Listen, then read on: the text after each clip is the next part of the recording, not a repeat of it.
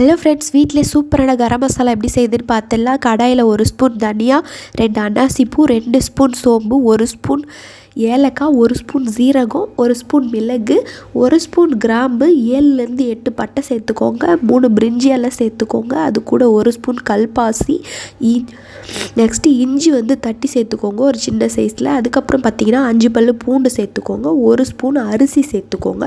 பூண்டு தோலோடு சேர்த்து நல்லா வறுத்து எடுத்து வச்சுக்கோங்க. நெக்ஸ்ட்டு காஷ்மீரி சில்லி 5 கலருக்காக. அதுக்கப்புறம் நார்மல் சில்லி 10 சேர்த்துக்கோங்க. அடுத்து ஜாவித்ரி, ஜாதிக்காய் இது கொஞ்சம் சேர்த்துக்கோங்க. 1/2 ஸ்பூன் அளவு சேர்த்து வறுத்துக்கலாம்.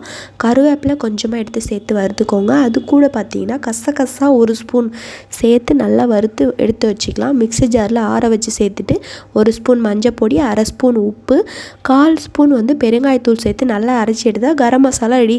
நாளைக்கு பிரியாணி மசாலாவோட பார்க்கலாம். சப்ஸ்கிரைப் பண்ணிக்கோங்க. தேங்க்யூ.